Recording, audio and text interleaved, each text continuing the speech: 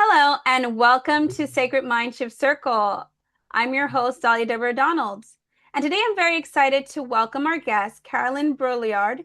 Carolyn is the author of Your Untamed Truths, Reclaiming Self-Sovereignty, a book that explores authenticity, consciousness, conditioning, self-betrayal, and what it means to reclaim our sovereignty and live in greater alignment with who we truly are. Carolyn brings decades of exploration into consciousness and authentic living to this work. And her book challenges us to look honestly at the beliefs, patterns, and expectations and influences that may have shaped our lives without us fully realizing it. Today, we're going to explore what it means to become untamed and how we can recognize what is truly ours and what it takes to reclaim our personal sovereignty. Hello, Carolyn. Hi, Dahlia. Thank you so much for welcoming me on your podcast. I actually became interested in speaking to you because I had seen a lot of your blogs. I was reading through some of your blogs on one of your websites, and I thought it was, very interesting, a lot of your perspectives. And I know that, of course, as I always mention to everyone, my podcast, I do talk about Christianity and spirituality, but I understand that everybody has their own perspective, and I always respect that. So I actually admired your writing and I admired your perspective. And then besides that, then later I saw that you had your book and I thought it was very interesting.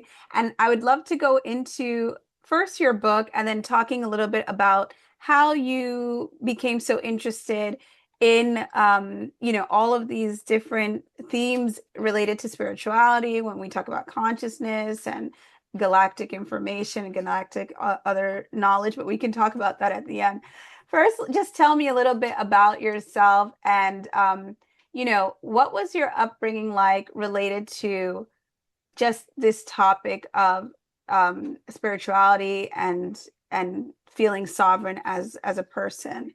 Do you think that you grew up in a home that expressed a lot of, I guess, sovereignty or ideas of sovereignty, or were you repressed? What was your upbringing like? Sure. Well, and I'm so glad you found me, and I'm excited to have this conversation. Yeah, I think we all come in sovereign, and by that I mean to get in right into the spirituality part, we come in divine, an aspect of source. We come in with free will and our own path, our own curriculum, our own individual journey. But so much of that is bred out of us almost from the moment we're born through conditioning and programming, and we take on the beliefs of other people. So I think a lot of spiritual awakening is just coming back to that original sense of self. But for me, when I look back at my life, and I think I encourage other people to do the same, you see the common threads, you see the threads revealing themselves. So I always had a desire for freedom. I hated being told what to do. I resisted control in all its forms. I was anti-authoritarian.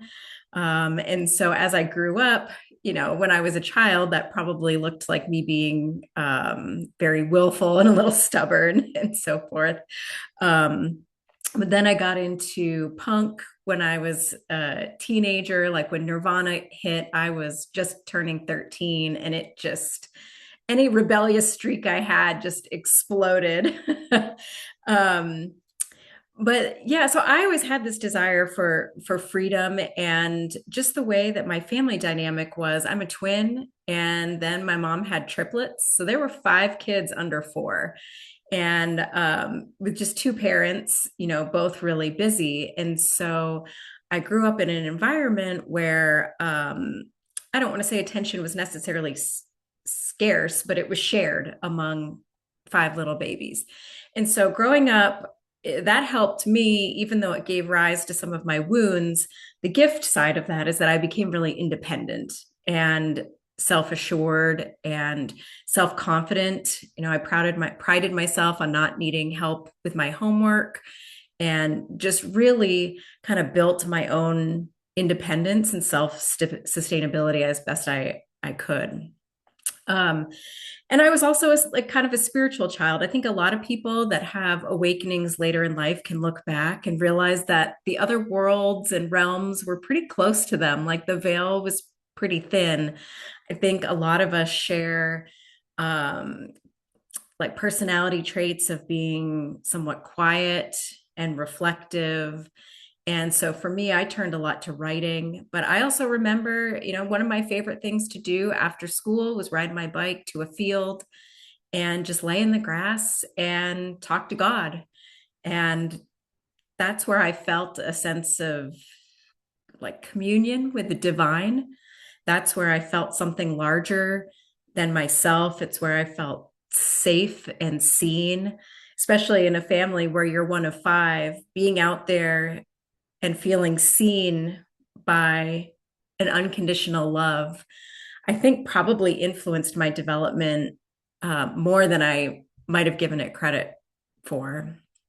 But so, yeah, all these factors kind of came together to help me reclaim my self sovereignty. Because again, I think we're born with it, but it's kind of bred out of us, and it's up to us to return to ourselves and find that connection within. And was there a specific moment in your, like, I guess as you got into your early adult years that you really at all started to think about this topic of sovereignty in relationship to yourself? Was there any kind of experience that made you reflect on it specifically? One thing that comes to mind is, and of course, I didn't really have words. I wasn't saying sovereignty there, but I went to boarding school and I was going to go straight to college, but I had mixed feelings about it. Like I said, I was into punk rock. I was meeting people who were traveling and doing other things with their lives, who were living these non-traditional paths. And, um, looking back, it was perhaps somewhat naive, but I had a moment after my first semester of college where I was walking across a park in New York City, Tompkins Square Park. And it was like this voice in my head just said, I'm free to live. And I just, all the angst and frustration and confusion I had about, do I want to be in college? What do I want to study? Is this really what I want to do with my life right now? Came into a moment of clarity. And in that moment, I decided that I was going to drop out of college. And so my parents were coming for like parents' weekend. And in one of the most difficult conversations of my life, because my parents are really into education, and everyone in my family was like, college was what you did. To say I was dropping out was a really hard thing to do, but some of those biggest moments for me was when I chose myself over my fear. And I chose myself over knowing that I was going to disappoint other people, that I was letting other people down, that I would be judged. But ultimately, I withdrew to that first attempt at college. I later went back a few years later under my own terms, on my own terms. But I headed west with just a backpack and I rode freight trains and hitchhiked and slept under bridges. I didn't naively, I thought that was sovereignty and freedom. I was like, I don't have any rent, I don't have any rules. This is just me living my life, trying to be outside the system. But I still carried all my insecurities and self doubt and baggage with me. So I was actually pretty miserable. But just that experience of choosing myself and was really powerful. And what do you think are the reasons? Because in your case, you were able to have that kind of confidence in yourself and in your, I mean, I sometimes call it intuition when you get those kind of sensations where you're like, no, this is just not for me. I just can't do it. Not everyone is capable of doing that. A lot of people cave into the pressures, cave into their parents' opinions. Why do you think that is? Why do you think, for example, it is hard for people to sometimes be able to just make those kind of decisions that are the most important because they are actually, based on what we actually want to do with our lives? Well, I think there's a lot of really powerful reasons. I'll just talk about a couple of them that are coming to mind. One is I think we're trained to obey authority. And so when there are people who we've given significance to in our life, pleasing them feels like morally right. It can feel like what's safe, along with kind of what gets mixed up a little bit in following authority and listening to external voices is our need for approval, and the sense that if I have to go along to get along, like my place in the tribe is dependent on me meeting other people's expectations, meeting these obligations instead of listening to what's actually good for myself. And a lot of people have experiences, especially as women, is when you do step out and try to honor your own needs, you're punished for it. You're called selfish or a bitch, or otherwise condemned for having your own wants and needs. And I think also too, again, from conditioning and just our own wounds that we develop over the course of our lives, a lot of people are approaching adulthood with a serious self-worth deficit. A lot of people I've encountered, it's difficult to even convince them they're worth their own time. It's like they're worth their own happiness. Their joy is something that they keep pushing off and out and think it's, rely on other people to deliver that for them instead of really claiming it for themselves. Like, my life matters to me. What I want for my life is important. I have dreams and goals and aspirations and these things that have been trying to express themselves through me my whole life that I haven't allowed to fully shine. And so that's kind of the work, a big piece of what my book is designed to do. It's like, let's not go into the dark depths of your shadows. Let's look at what is it that you actually want? Because so many people develop this complicated relationship with their own desires where it doesn't even feel safe, or they don't even know what they want. So it's like, let's get clear on who you are, what your actual values are, what you want for your life, and start building a map for a life that you'll actually love. Well, one of the ways I think sometimes people or they fall into that situation where they don't really know what they want is because that they've spent many years giving away their own personal I guess authority to others to dictate things for them. And as you said, like sometimes it's because it feels safe, or it feels like, this is what we do, this is what's always been the case. Explain a little bit about how does fear influence our ability to, I guess, just live authentically. Yeah, I think fear is one of the biggest roadblocks to people living the life that they want. And what someone's biggest fear is probably unique to them and their own wounds, things that happened early on that really scarred them and scared them.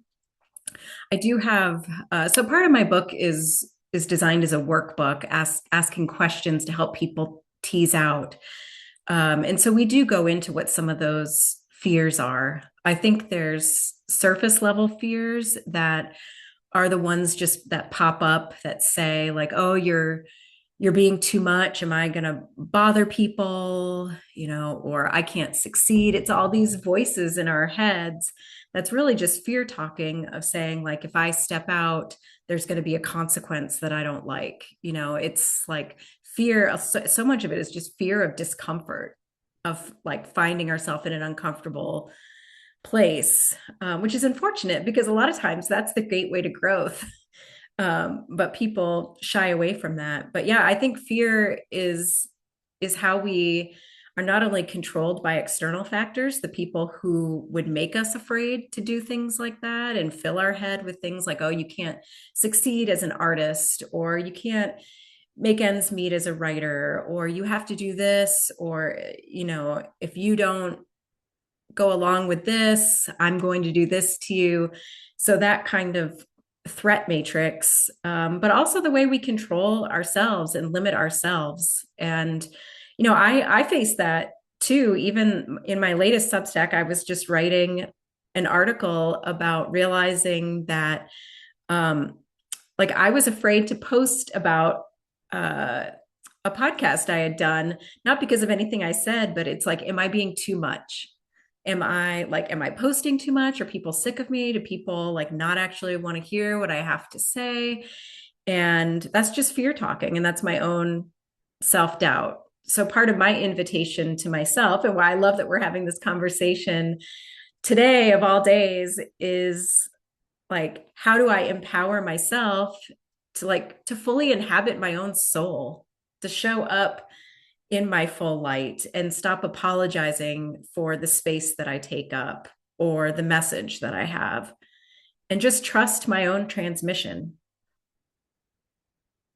Yeah, I think sometimes people can be afraid of too much about how they're going to be received, to the point where, especially, I mean, I can understand that, depending. I always say, I've noticed that sometimes the higher we build up our lives, the more fears we build, because now we are worried about the egotistical side of it, like our reputation, and if this is going to be a factor that's going to come back later and haunt me.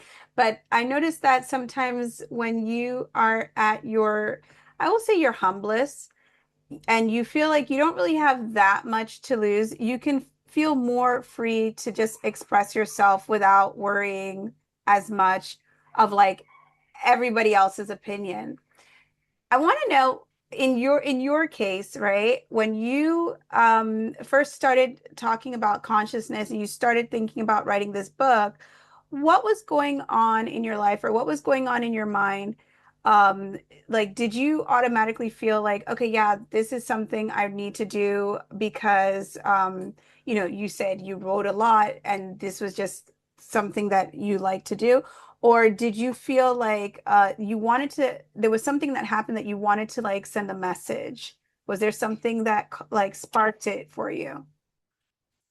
Well, first, I love the reflection that you gave there. I think it is true, when people sense that there's a lot more at stake, they tend to hold themselves back even more. And unfortunately, as we get older, we tend to get like more afraid sometimes, until we're older and we're like, hey, who gives an F, but yeah, in terms of the book, I always knew I was going to write a book. Like, I've been writing pretty much ever since I could spell. It's, again, I think when we look back on the threads and like what's revealed itself over time, we see the gifts and the talents and the interests that we have, like the natural things that just keep coming forth. And so for me, that's always been writing. I've loved words. I like was entering poetry contests at age 10.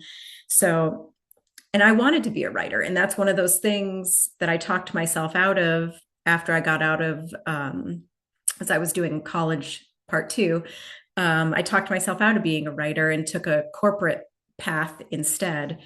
Though ironically, it ended up that a huge part of my job in the corporate world was writing and speaking and advocating. So it's like, again, it's like, you're going to keep writing. It's like the things that are meant to be expressed through you are going to find whatever crack you leave open for them.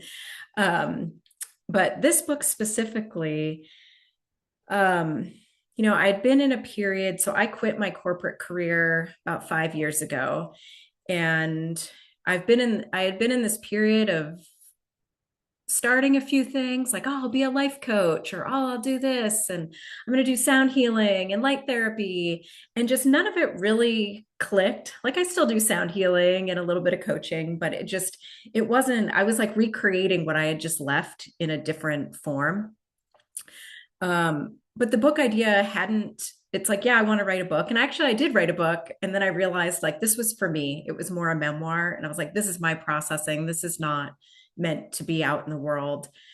But I was sitting on my couch this last fall. I had been to a retreat and I was reading, I had met a couple there who wrote a book, and I was sitting on my couch reading their book and feeling inspired. And then just all of a sudden, I like got up from the couch, went over to a big scratch pad I had, and just started writing. And it's like the whole book idea was there, the framework. It was like everything that I had learned through my own like mentorship and consciousness studies, through the coach training program that I had done, through my own experience, through psychology stuff that I had studied. It all like just showed up like as a complete idea. Um, and so basically, I opened my laptop and started writing, and I didn't stop basically for about 6 weeks. It was my passion, and I had the space and the flexibility. So it was just like this inspired, like people talk about downloading songs or downloading poems or books. And that's really what it felt like. Once my life was aligned, um, the idea was there. And yeah, there were recent things in my life that I think were catalysts for it and helped inspire me, but it had the sense of like being a long time coming. And then it just was finally the right time to do it.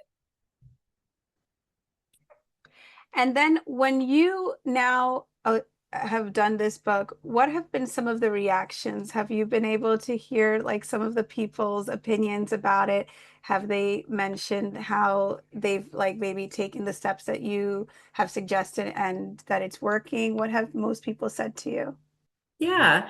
Um, so there are some reviews out on Amazon where some people have shared how they've been impacted by it. But one of the more meaningful things is a friend of mine. It seemed like the book reached her at just the right point. She was in a relationship that wasn't working and kind of struggling with, do I stay? Do I go? And more than just making that decision, the book helped her see her old patterns, like help her understand why she was attracted to that, how she had kept kind of self-betraying through that relationship, the things that she was sweeping aside, her, the way we all do this. But it showed me, and I was really glad to have her as a friend and an early reader, that the people who take the time to really go through the exercises in the book, who really sit with it and be present with it and work with it with an open mind, really do benefit from it. Like it did help change her life and make a major decision and navigate her divorce, and the post-divorce, and just have a new vocabulary for how to understand herself, and also how to bring more awareness into her current life decisions. And honestly, it's the same thing that I do. Like in the book, we talk about the circle of coherence. And it's basically these questions of like, is it mine and does it align? And it's basically like what belongs in my circle and what doesn't. And taking your own life seriously. So looking at, when there's a new relationship or a new job, it's like, let's tell ourselves the truth. And that's part of the practice. And people are learning to do that through the book, not with shame, with great self compassion, but it's like, let's just actually be honest. And let's not be afraid to look at our patterns, even when they don't make any sense, even when they're embarrassing to admit to someone. It's like, and I have those moments too. I'm like, hey, I wrote this book, and guess what? I just did the thing that I said you know, I had grown past, because it's like, this is mastery. So she's actually going to be going back and reading the book again. But kind of the general consensus is like, you can read it front to back fast, but the people who are getting the most out of it appreciate that the hand holding. They keep saying like, it's like a friend being with you, guiding you through this self-discovery, self-introspection process in a gentle, but also kind of tough love way. It's like, look, you don't gain anything from lying to yourself. And I'm not going to judge you. You shouldn't judge you, but you got to be willing to look at your stuff like head on. So yeah, that's been really rewarding. I look forward to it reaching more people, but so far it's like, yeah, I've been encouraged to see, like, I wanted to write a book that could change people's lives, and it's starting to do that. So that's like a huge warm heart feeling for me. And in terms of also just someone who might be interested in the book, before they even you know that okay, I might have to work on certain things, what are some signs that you would, for example, recommend or not recommend? What are some signs that you would have them reflect on to realize that maybe they are living um someone else's truth and not their own? How would someone realize that? Like, what kind of emotions or sensations would they be feeling maybe on a daily basis that would probably mean that they're not being authentic to themselves? Right. I would just ask, like, are you excited about your life? Are you, when you look at the moments that you're living in the present, do they line up with what you want? Like, I had a moment coming back from a trip on my 40th birthday where I realized, like, I didn't want to go back to my life. And it wasn't just because I knew I had like 1,000 unread emails in my inbox. It was just like, what happened to my dreams? And I, like, is this what I imagined for myself? And instead of just like going through the grind of like, get the kids to school, commute to work, pick the kids up, make dinner, put them to bed, repeat, repeat, repeat. Like, give yourself a pause and really check in with yourself. Like, how are you feeling? Look around at your life. Do you love it? Because if you don't love it, there's room for change. I feel like everyone has the potential. And granted, people are starting from different situations that may be more or less challenging. But the first step is just to admit that you're worthy of your own joy and happiness, and that there is something more that you want for your life and for yourself, uh and even for the other people in your life. So yeah, it's just kind of looking around and being honest. If you're feeling frustrated a lot, that's probably a sign. If you're feeling angry, if you find yourself and like your nervous system is on high alert all the time, like you're constantly being triggered and having to self-regulate, you're having a lot of anxiety, trouble sleeping, or sometimes it's just a like dull, persistent nagging. That's kind of more what it was for me. It's like there was nothing, I had everything that I was supposed to want, um, and it's not like I was being mistreated or anything was wrong. I was just living somebody else's life. I was like performing the acceptable version. And one thing I'll say too, just as a quick story, like be alert to these kind of moments too. One thing that happened that I remember really struck me was I was on the board of a local nonprofit, and there was some event that I couldn't go to. And I said, I told this group of women, like, I'm unable to attend the fundraiser because I, bought tickets months ago for this concert. And everyone's like, oh, what concert are you going to? And I said, Black Sabbath, because I was an old punk and metal kid, I love Black Sabbath. And they just like stared at me and they were like, oh my God, I did not expect you to say that. And it made me realize that I had so camouflaged and hid myself that these people were like, their idea of me was so different from who I actually was. Yeah, I'm someone who likes Black Sabbath, whatever that says about me. But it's like I went to work every day covering, like I got tattoos on my arms and legs. I covered my tattoos every single day of my corporate career, even when it was hot as hell outside. And I owned like 30 cardigans. It was ridiculous. And just realizing that like people don't even like I've lost who I am. Like people don't even recognize it anymore. I was so divided inside. And so I would encourage people not to be looking for validation or to other people, but like just those moments where you go, oh, like I really went astray here, or like I don't even recognize myself, or like these people, like I've been wearing such a thick mask and costume that like something that's like so native to me isn't even being perceived by other people. Yeah. And it's pretty interesting. I mean, obviously this is something that can affect anyone all across wherever. But obviously like I think I mentioned to you like I'm in Europe and at the time, before I was living in Spain and I had to work in some schools that were like prestigious schools and and it was very interesting because I did feel a lot something like that, like this kind of sensation, like everyone felt, and I think it was just kind of I don't think the other individuals would say that, but they reflected that because they were going to therapy, they were having other issues related to their home life.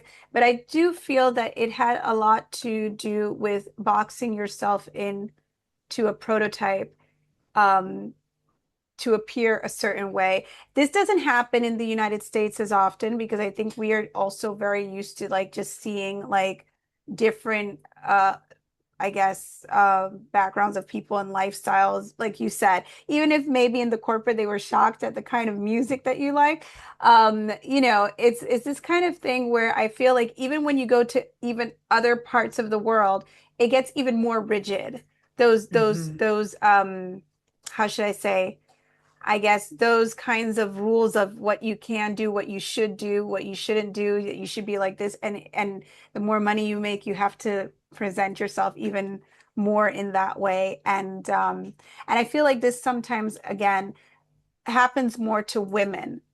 In your experience with a lot of the people that you've come into contact with, have you noticed that disproportion in, for example, women feeling the need more to fit in and then not being able to express themselves in comparison to men? I do. I do think it's sort of a human issue, but women in particular, I think, face some double standards. It's, we're always trying to like strike the right balance, and especially in the corporate world, and I can speak from my own experience, it's like you see the traits that made the men in the company successful, like they're confident, they're outspoken, they're driven, they take charge, and that's respected when it's coming from a man. But this a woman does that, and all of a sudden, she's a bitch, or ambition becomes a bad thing, and it's like I was told at one point, and admittedly, like I just kind of said, like I was living a split personality at work and I didn't want people to know the real me. So I own that some of this feedback I think was warranted, but I was told um, that I didn't have the warm and fuzzy to be a manager. And so, like, that company never let me manage people because they were like, you're too task focused, not people focused. But you saw other, guys be promoted, and it's like, that guy's a total jerk, like I may just keep to myself and like care more about the work, but like I've never like demeaned somebody, and I don't interrupt people and whatever it was. And I think even outside of the corporate world, like women just face this like expectation and fear of like if you're too much, like society has all these labels to put on you. And I think that's part of what I've been working through, like in the story I shared before. It's like to stop apologize. Like women apologize for everything. Some men do it too, but it's basically like, you know, I'm sorry for walking by you. Like, I'm sorry for this. I'm sorry for that. And I've tried to get more conscious about, I have no problem apologizing if it's legitimately something, but not apologizing anymore for taking up space, for just being myself. Um, so yeah, I think we do it to ourselves too. It's like we censor ourselves before we expose ourselves or make ourselves vulnerable so that we don't get that criticism, which is unfortunate too. Yeah. And for example, I don't know, I remember the way I used to be when I was younger, and I think like as we mentioned before, sometimes these kinds of things can start from the household depending on who's raising you, and you are trained to feel like you should always be aware of how much space you're taking up, and that you should also I guess just always take other people's like feelings into consideration before your own happiness. But for example, when we start, is there a moment where people can, if you were to be speaking to younger women now, for example, is there a moment where you would say, okay, you see that, you should stop doing that. That's the moment where you should realize that, you don't have to play along. You can say no. You can say, okay, I'm not comfortable with this, or because I feel that sometimes it starts from very young. And we just start saying yes to everything, and we start going along with things we don't want, and it just becomes a habit that you just have a harder time breaking as you until maybe you get into your 40s at least. So like, is there, if you had to talk to younger women, thinking back to how you were when you were younger, maybe it might have been different, but where would you start telling younger women like to draw the line maybe? Sure. That's wow, really powerful question. And one I'd love to think more about, but answering now, I would tell, I would love to tell young women to start by seeing themselves as worth it, by caring about their own safety, their own dreams, their own sense of self, and to start sourcing that from within. I think where I lost the thread early, and I think a lot of women do, is when you come from that self worth deficit, you look to other people to fill that hole within you. And so it's like you start doing certain things for attention, those people pleasing things. You start learning how you can get the love that you think you want, and so forth. But where to draw the line, I think, is when you're going against your own truth, when you're going against certainly your own safety. Um, but when you're, whether it's caving to peer pressure or the pressure of your parents to go to college or to pick a certain career path, anything that's asking you to compromise your own knowing or to silence your own knowing or to set aside your own conviction, that's where to draw the line. And that's as important in the small choices as the big ones, because we see this in the context of abuse sometimes. It's like people get kind of groomed to accept bad behavior. In a sense, we're grooming ourselves. It's like this tiny, like micro self-betrayal where you wanted to say no, but you said yes. That means the next time you're more likely to also say yes and to not hold your boundaries. And like there's that slippage that starts happening. And then, but you're also training other people about how you're willing to be treated. And so I saw a meme on Instagram some months ago, and I couldn't have agreed more. And this again is in the context of abuse, but it's like basically like the first time he degrades you or hits you or some kind of like meaningful violation, leave. Like human or women in particular do a fantastic job at rationalizing away and sweeping away red flags. And it's like we all know what happens when you do that. Like the situation usually does not get better. Like the little thing, like the person who didn't like you getting a phone call from your male friend, like, I'm not saying it always escalates, but usually when you look back, you're like, oh, yeah, I didn't think it was a big deal. Like he seemed a little jealous, but whatever. And then the next thing you know, there's like a tracker on your car or something, or like you don't know where it can go. So it's like be early and swift in your own self protection. Yeah. And besides this, right? Because going into that concept of, like you said, not violating and going against your own intuition, is it breaking up on your side or not? No. It's okay. Okay. Yeah. So not going against your own intuition. This goes a little bit into the spiritual side of it because I feel like we do know deep down inside what we, I guess, like, what is going to bring us to our highest, let's say, vibration. You know, when you're doing something that's against what you really want to do, you know how that feels inside of you. And you know when you're doing something that's led from the heart. What is the relationship between spiritual awakening and sovereignty, in your opinion? Yeah, that's a great question. I think spiritual awakening is the return to sovereignty. It is the claiming of one's right to exist, of one's self-determination, of being the creator of one's life, of saying, I'm worth it and I'm here for a reason.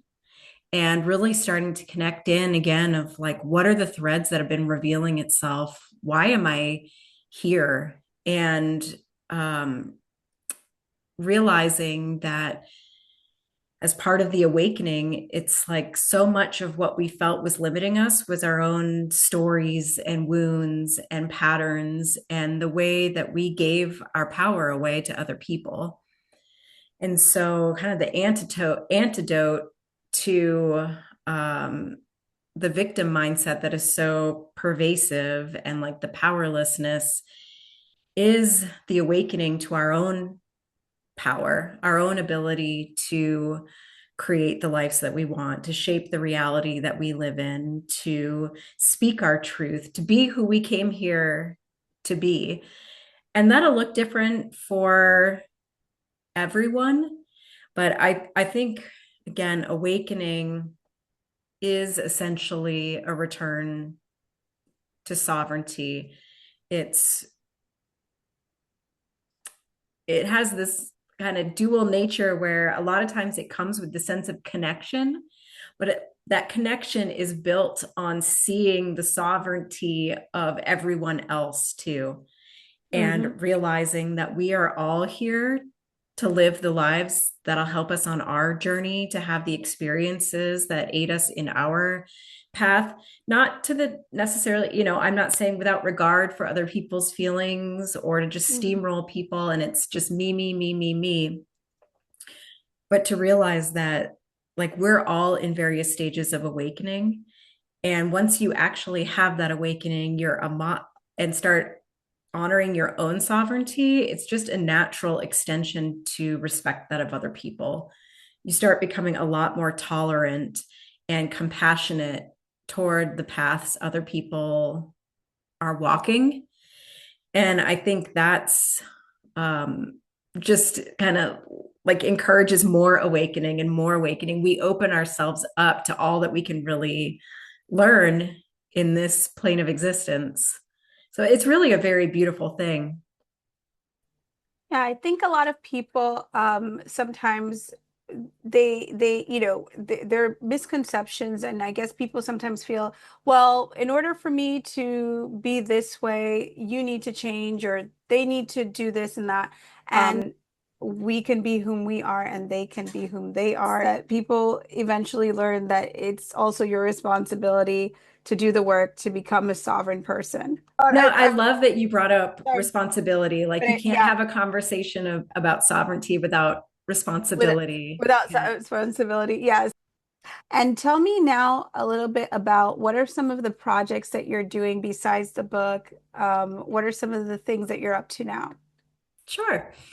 Um, well, as I mentioned, as I just posted the article today, I have a free Substack called Untamed Truths, where I talk. It's sort of an open forum, but that's my place to just share kind of insights and things that are popping up in my life, things I'm going through that I think might be useful to other people. But I expand out from there a little bit. Like, I am interested in multidimensional things and, our galactic friends and family. And so I'll weigh in on, things related to disclosure and our relationship with other civilizations. I've gone down some rabbit holes on there too. Like, I love looking into hidden mysteries and the things. Like, part of my big mission is helping liberate humanity from systems of control. And most of my work is focused on personal transformation, but in my writing, especially on my Substack, I like to try to point out the external systems of control that we have in terms of government and other what some people may call conspiracies. So I get into some of that too, because I think that is part of the big awakening. It's like stuff is coming out and being exposed, and we all have an invitation to take our head out of the sand and just really see things, that tell ourselves the truth and be willing to see the truth of what's really been going on in our world. So yeah, that's my Substack. Locally, I still have fun doing sound baths and cacao ceremonies, and even I just did like a housewarming ceremony, and I did a going away ceremony. I've just been really getting into bringing more ritual and ceremony into modern life and making sure there's spaces where people feel honored and seen, not just when they have a baby, not just when they have a big birthday, but showing support and showing up for people when it's not some of these big events, but just for people to feel seen and part of something. So I just offer that. Probably most of your listeners are not in the East Tennessee area, but just the stuff that I've been excited about lately. Well, I want to thank you so much, Carolyn, for coming on and talking about your book and talking about your experiences. And if anybody else wants any more information about Carolyn, I'll put it in the description. And guys, make sure to subscribe to sacredmindshift.com so you never miss another important podcast or event. And thank you so much, Carolyn. Thank you.